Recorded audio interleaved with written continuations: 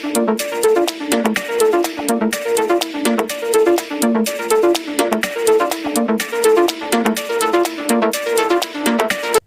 मैं बैठी थी और जीविका की कुछ बातें मैंने सुनी तो मुझे इतना अच्छा लगा। और मैंने सोचा क्यों ना मैं आप लोगों को भी वो शेयर करूं। वो बहुत ही छोटी सी बच्ची ने बहुत बड़ी बात बोल दी है, तो आप सुनना चाहेंगे कि उसने बोला क्या है। तो चलिए मैं आपको भी सुनाती हूँ।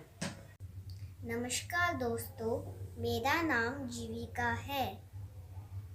मेरी माँ ने एक अच्छी कहानी सुनाई थी। वही कहानी आज मैं प्रस्तुत करने वाली हूँ। इसलिए कहानी को शुरू करते हैं। एक दिन एक भिखारी नदी के किनारे बैठा था। फिर एक आदमी आया। फिर उस भिखारी से पूछा, बाबा तुम इधर क्या कर रहे हो? फिर उस भिखारी ने बोला, मैं जब ये समुद्र का पानी नदी का पानी खत्म हो जाएगा तब मैं नदी पार कर सकता हूँ।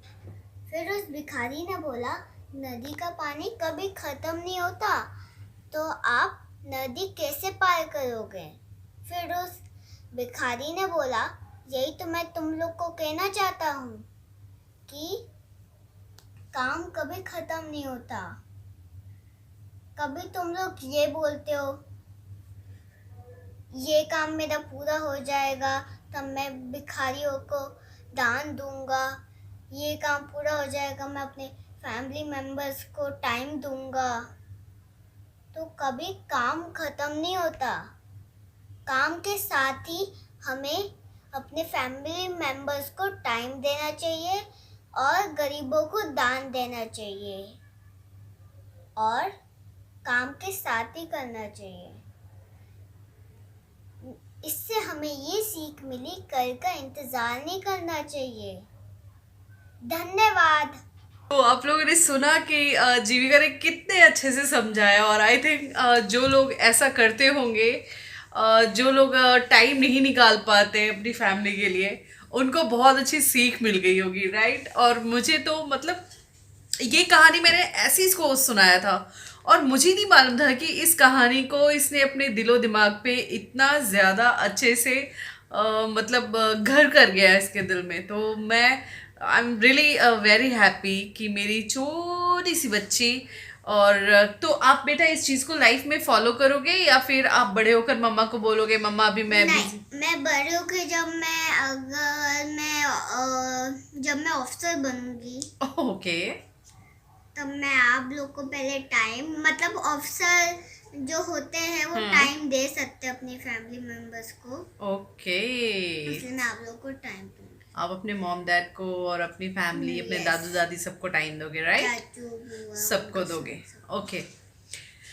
तो प्लीज़ कैसा लगा ये स्टोरी? आप लोग ज़रूर मतलब बहुत सारे कमेंट करना इसके लिए। और जब मैंने अभी थोड़ी देर पहले सुना था ना, तो लिटरली मैं इमोशनल हो गई थी। मतलब वो बातें मैं बोली तो मुझे लगा कि मैं तो बड़ी हूँ, मुझे तो दिमाग है, मैंने बोल दिया। लेकिन ये छोटी सी बच्ची उस चीज़ को इतने अच्छे से एक्सप्लेन कर रही थी कि मुझे लगा कि मेरी मेच्योरिटी कम पड़ गई और मैंने जो बोला था उसमें इतनी खूबसूरती नहीं थी जो मेरे इस बच्चे ने बोला। I am very happy. जब आपका बच्चा कुछ अच्छा कर जाता है ना, तो ऐसी अंदर से खुशी होती है। वही मुझे भी हो रहा है। और काफ़ी दिनों से मैं ब्लॉग नहीं बना रही हूँ गाइस, क्योंकि आप देख लीजिए यहाँ पे बुक्स वगैरह सारे पड़े हैं।